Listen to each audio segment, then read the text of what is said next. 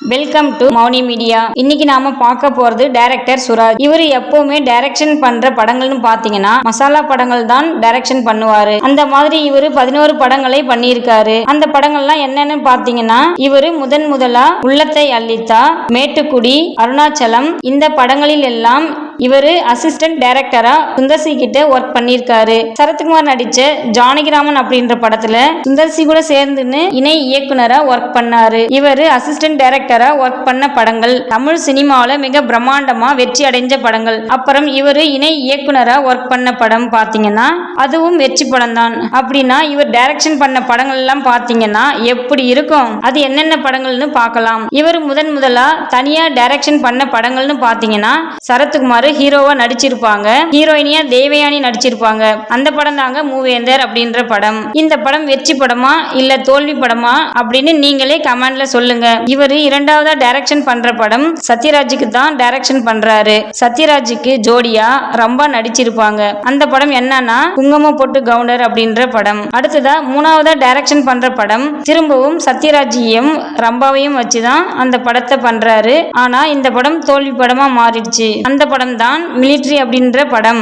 அடுத்ததா நாலாவதா டைரக்ஷன் பண்ற படம்னு பாத்தீங்கன்னா இவர் யாருக்கிட்ட அசிஸ்டன்ட் டைரக்டரா ஒர்க் பண்ணாரோ அந்த குருவை வச்சு, அதாவது சுந்தர்சி அவர்கிட்ட தான் இவர் அசிஸ்டன்ட் டைரக்டரா ஒர்க் பண்ணாரு. அவரவே ஹீரோவா வச்சு ஒரு படம் டைரக்ஷன் பண்றாரு. அந்த படம் என்னன்னு பாத்தீங்கன்னா தலைநகரம் அப்படின்ற படம். அடுத்ததா ஐந்தாவதா அர்ஜுன ஹீரோவா வச்சு ஒரு படம் டைரக்ஷன் பண்றாரு. அந்த படம் மிகப்பெரிய வெற்றி படம். இந்த படம் தமிழ்நாடு ஸ்டேட் பிலிம் அவார்டு எல்லாம் வாங்குச்சு. அந்த படம் தாங்க மருதமலை அப்படின்ற படம். அடுத்ததா இவரு ஆறாவதா டைரக்ஷன் பண்ண படம் தனுஷுக்கு தான் அந்த படத்தை பண்ணியிருக்காரு.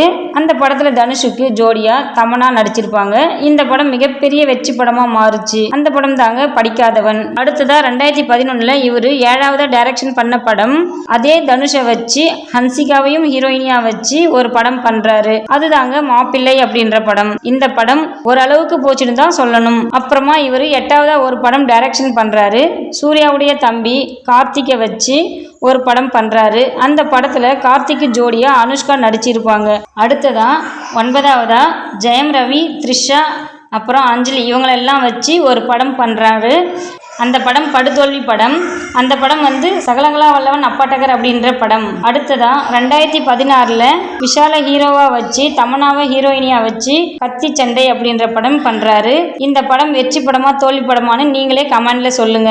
அடுத்ததா 11ஆவதா, அதாவது இந்த படம் தான் இவர் கடைசியா டைரக்ஷன் பண்ண படம். அதுக்கப்புறமா இவர் எந்த படமும் டைரக்ஷன் பண்ணல. இனிமேல் இவர் படம் டைரக்ஷன் பண்ணுவாரான்னு தெரியல. ஏன்னா இவர் எந்த இன்ஃபர்மேஷனும் இது வரைக்கும் கொடுக்கல. இவர் கடைசியா டைரக்ஷன் பண்ண படம் என்னன்னு பாத்தீங்கன்னா வடிவேலு ஹீரோவா நடிச்ச நாய்சேகர் ரிட்டர்ன்ஸ் அப்படின்ற படம். அவ்வளவுதாங்க.